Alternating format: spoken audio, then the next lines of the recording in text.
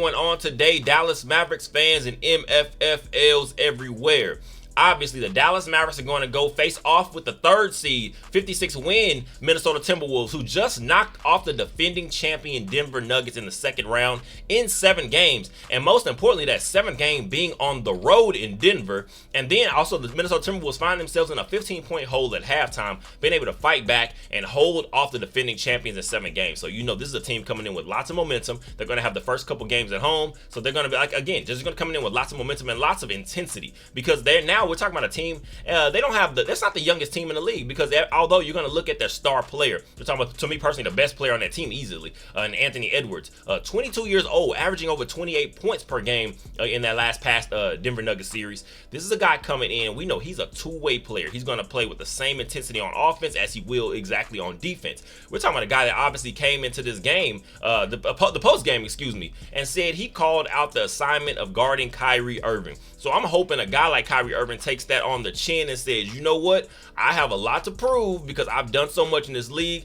But clearly, a young guy like that, obviously, you have to love the intensity. You have to love the confidence that he has. But a Kyrie Irving should be looking to prove himself as well. But before we get going, I want you guys to go ahead and like, comment, subscribe, and share down below. Let me know what you feel about the Dallas Mavericks going into Game 1 against the Minnesota Timberwolves on the road in the Western Conference Finals. Again, a 56-win team in the Minnesota Timberwolves, just 1 game off of that Oklahoma City, I believe, and with the Denver Nuggets in the 2nd seed. So this is a team that was pretty consistent throughout the entire year. But to me, this is also going to be a similar series, I guess I can say, kind of the way I looked at it against the Clippers and also the Oklahoma City Thunder. This is not anybody that you're going to have to worry about when it comes to just using what you saw from the regular season.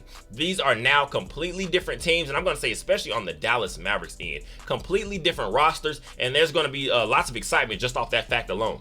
With the Minnesota Timberwolves having a 3-1 regular season matchup record versus the Dallas Mavericks this season, this past regular season, I'll say, it's pretty much more so going to be very interesting to see how exactly both teams are going to approach things, with the very last game versus the Timberwolves and the Mavericks being on January 31st. That's before the trade deadline. We're still running out rotations of guys like Grant Williams, Dante Exum, Josh Green, Dwight Powell in the starting lineup in some of these games. Kyrie Irving missing 3 of those games. Luka Doncic missing 2 of those games. And only having both of them together for 1 game, which ironically the Dallas Mavericks pulled out a win. I believe, 115 or 108, 109, something around there. The Dallas Mavericks taking a long win with Luka and Kyrie in that lineup. But also, like I said, there was no PJ Washington. There was no Daniel Gafford. There was no major, I guess you want to say, a set standard for a guy like Derek Lively. Derek Jones Jr. hadn't emerged in that sense yet. So the Dallas Mavericks are a completely different team. Predominantly for the entirety of the season, we're talking about the Minnesota Timberwolves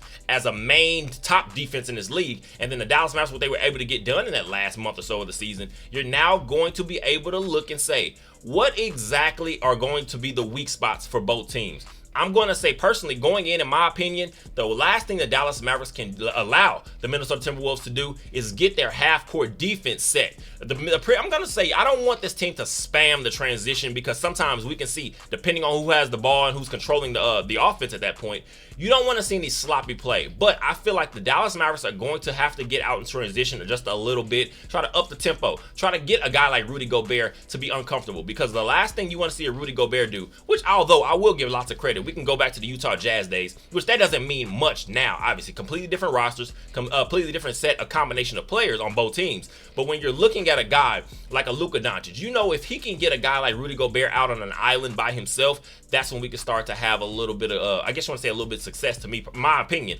offensively. And this is also going to be where I'll say maybe this is where you have a guy like a Maxi Kleber be very vital to what could be a series if he's able to come back maybe toward the end of it. I don't know. That's still kind of up in the air. He has been taking shots with the team over the last few days, I guess I'll say. The videos are roaming around. You see Maxi Kleber out there getting some shots in. So this would be the perfect opportunity to get a guy like that out, just a little bit of run, maybe give a little bit of a different look. Because the one thing also is going to be very interesting to see, How exactly does a Derek Lively and a Daniel Gafford match up with that front court? Again, talking about a Karl Anthony Towns, who does have the ability to find himself in foul trouble, which it's going to be very interesting how exactly we're going to employ guys like a PJ Washington, a Derrick Jones Jr., who we may be able to find some success with them out on the perimeter. Making a Karl Anthony Towns just run. That's why I said transition, to me personally, in my opinion, is going to be important for the Mavericks to get out, to be able to use a little bit in this upcoming series.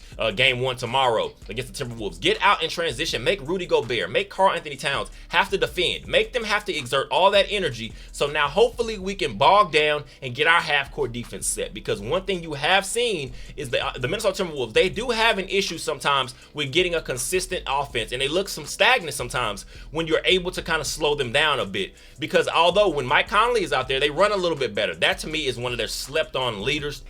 A guy that can kind of get their offensive set and kind of allow guys to get in position. And we know Anthony Edwards, he's improving. And we're talking about still 22 years old. This is a kid that is growing. He's starting to make a name for himself. We know he plays with all the same fire that he talks, whether in post game interviews, whatever it is. It's the exact same thing. You're going to be getting that same tenacity from him in the middle of games. So if the Dallas Mavericks are able to somehow limit what a Mike Conley can bring, then we're going to be in a good place. Because now I don't care if you're talking about a guy that developing and showing a little bit more of a playmaker aspect to his game in Anthony Edwards. I would like to see the Mavericks force that hand a little bit, and not necessarily even going the one-on-one route, which we saw a little bit in the Oklahoma City series. The Dallas Mavericks were kind of letting Shai Gilgeous-Alexander get his shots when he can, and just trusting the rest of the guys are not going to be able to get rolling for the Oklahoma City Thunder. I feel like the Minnesota Timberwolves, they have a very set team because everyone knows their role, and those are the most dangerous teams, which is what I feel like the Dallas Mavericks are starting to pick up on a little bit, is that we're kind of building that same chemistry, the same momentum.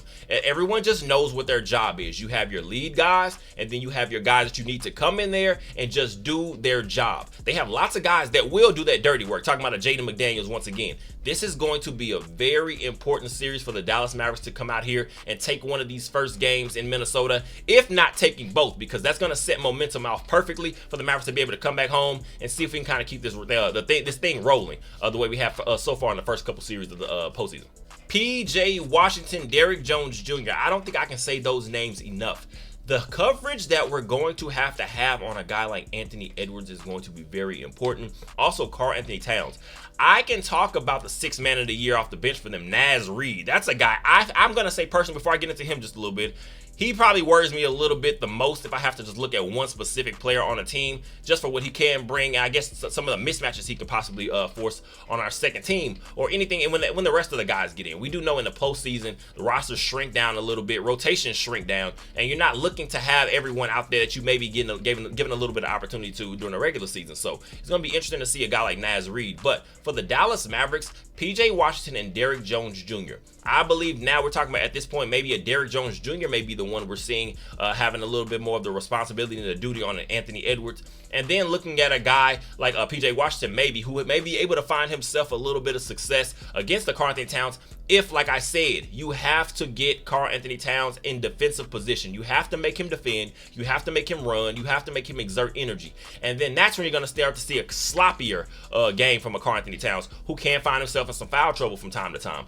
Get out there. Let PJ Washington be aggressive, because I want to see some of that same fire that we saw in the last round. And when it comes to those couple games that you saw PJ Washington put up 29 points, 27 points, I believe, in also a 20 to 21 point game in another outing in this past series. So get PJ Washington out there on the offensive end of the ball. Get him as many touches as you can. Now, you don't want to mess up the flow of the game, because at the end of the day, you do know Luka Doncic, Kyrie Irving, both of these guys are your lead horses, and some of the other guys fit around that perfectly well. But a PJ Washington, I feel like if we're going to have some success this series against the Timberwolves, you're going to have to utilize him as an offensive weapon once again. We do know Derrick Jones Jr., they're kind of interchangeable depending on what you're going to get from game to game, but I'm going to look for a Derrick Jones Jr. to be more expressive and give a little bit more of that boost on the defensive side. Now, if we're able to get him out in transition, we do know Derrick Jones Jr., he has shown the ability to knock down the three ball from time to time. We also, I believe, with the last game at 22 points in the wrap-up game against the Oklahoma City Thunder in Game 6. So a Derrick Jones Jr., get him out in transition as well. Get them some of these easy cuts to the basket, because one thing you can see sometimes when you are talking about a team that has a young superstar, I guess you want to say a superstar in the making in Anthony Edwards,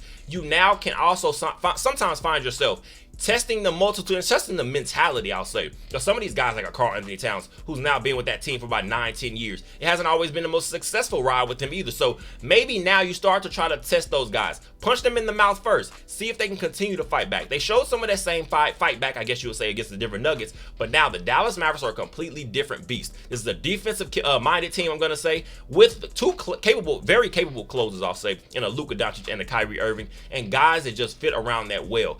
I'm not going to say now what we're going to look for a guy like maybe off the bench in a Tim Hardaway Jr. because that, I believe, the one I think I'll give Jason Kidd credit for real quick is that he did not play around in Game 6 against the Thunder. Tim Hardaway Jr. got his 6 minutes in. Once he saw the shots were not falling, that maybe were not going to be many contributions he was going to give to this team. He did not bite the bullet with just leaving him on the bench and letting some of these other guys get some run, which is why I'm going to say another guy, Jaden Hardy. He could be a strong X factor for this team going forward, because if he's able to still get some of those same minutes that we saw some struggles from Dante Exum, and Jason Kidd did give Jaden Hardy some of those minutes to see what exactly he can get rolling. I saw some playmaking development. I saw some just, I guess you want to say decisiveness. That's the biggest thing I've always kind of worried about when it comes to Jaden Hardy. The talent is all there. I don't doubt that whatsoever. Just the decision making and the timely decision making and just the confidence and keeping that confidence in himself. And we saw some of that, I guess, start to shine a little bit, especially when it comes to playmaking. These easy lobs that he's having to guys like a Derek Lively. That can be very useful for a guard coming off the bench. So I just want to see some of these other guys get some opportunity. Josh Green, who could be another guy worth looking at and saying he was I don't know, saying X factor, but a key factor in this series. Again, defensive pressure, the loose ball plays. These are what I'm talking about, the 50-50 plays, diving on loose balls, winning tips. Just putting that extra hustle out there on the court and maybe getting out there in transition and hopefully knocking down a couple outside shots, because we know Josh Green, when he's rolling, he can knock down those corner threes at a very consistent clip. So it's going to be very exciting to see what the Dallas Mavericks can do going forward against the Minnesota Timberwolves, the 3rd seed Minnesota Timberwolves, who just knocked off the defending champion Denver Nuggets. Again, they're coming in with lots of fire, lots of momentum, I will say, and they're coming in just ready to prove themselves once again. So if the Dallas Mavericks are going to stand in their way, it's going to have to be in Game 1. Again, you can say pull out Game 1, Game 2. I want the Dallas Mavericks to come in here with the mentality that we want to take both of these things and we want to put all the pressure in the world on the Minnesota Timberwolves. And really quickly, a guy that Dallas Mavericks are going to have to keep some focus on, I just said, Naz Reid, the 6th man of the year off the bench for the Minnesota Timberwolves, a very vital key to that rotation for the Minnesota Timberwolves. A guy, I believe, averaged about over 13.5 points this year. I believe, 5.2 rebounds. A guy this year, I believe, averaged over about almost 16 points a game versus the Dallas Mavericks. Again, these are against some weaker rotations and a weaker roster, I'm going to say, pre-trade deadline or anything like that. So, but the Dallas Mavericks still, this is a guy, if you're talking about, didn't even have the best game, I guess you'll say, even maybe by his standards against the Denver Nuggets Game 7, but it was about a 4 to 5 minute stretch. You saw play after play after play, knocking down free throws, block shots, rebounding, just getting guys rolling. This was, again, a guy the Dallas Mavericks are going to have to keep some focus on because he can be a game breaker. Let's be clear. We do know in the NBA, especially in the NBA playoffs, one guy in certain stretches of the game, because we see it, the NBA, especially just basketball, is a game momentum, game of flow. You can't let one guy like Naz Reid come in here and wreck a quarter or wreck a half, and then next thing you know, you're playing behind and you're trying to figure out how exactly to slow something else, and now you're having to get back to worrying about Anthony Edwards and Karl Anthony Towns and Rudy Gobert in certain situations, some of these other guys. So the Dallas Mavericks are going to have to keep very much so keep a focus on a guy like Naz Reid. And maybe for sure, again, we're talking about a guy maybe that you're going to maybe be able to see may have to go against some bigger bodies than a Daniel Gafford, and maybe a situation where you're looking at a Derek Lively and a PJ Washington. Again, just some of these situations now, we're maybe going to throw some different looks at him that he didn't see earlier on in some of these earlier matchups in the season, like I said, against the Dallas Mavericks, and then we'll see where the cards fall. Game 1 of this series will be, I believe, tomorrow at 7:30 p.m. Central Time. So it's going to be a perfect, I'm going to say a perfect time. We're not talking about one of those early games or anything. We're not talking about the super late games. We'll be getting the 8:30, 9 o'clock starts. You're going to be now looking to see if the Dallas Mavericks can just get out here, a 7:30 p.m. Central Time start once again, and just punch the Minnesota Timberwolves in the mouth first. I want to see that same intensity we saw from a Derek Lively last game, a Daniel Gafford, the PJ Washingtons, the Derek Jones Jr. Let's talk about the Luka Doncic and the Kyrie Irvings. I want to see them come out here, play aggressively in Game 1, and put their foot on the neck of the Minnesota Timberwolves, because this is still a team that is still growing themselves. This is still a team that is, I guess you want to say, all the momentum now, obviously, again, rolling off of beating the Denver Nuggets. They're going to come in ready, but this is still a team that is having to learn how to win in the postseason, and they've shown the ability to. But the Dallas Mavericks, we have some tested guys out here, whether it's a Luka Doncic, whether it's a Kyrie Irving, and lots of guys that are just hungry and willing to prove themselves, and ready to prove themselves, I will say. And a guy like a Derrick Jones Jr., PJ Washington, the Gaffers, the Liveleys, the list can go on. So come out here, focused, ready, take advantage of the Minnesota Timberwolves, of the opportunities that you can in game one, and hopefully we can come out here with the win. I appreciate you guys once again for all the support. Go ahead and like, comment, subscribe, and share. Let me know what you believe the score will be in game one. Do you feel like the Minnesota Timberwolves are coming out on top? Let me know. Do you feel like the Dallas Mavericks are going to come in here ready to go, locked and loaded in game one, and come out with the victory? Let me know. I appreciate you guys for all the support. Go ahead and like, comment, subscribe, and share once again. As always, go Mavs, and enjoy the rest of your day.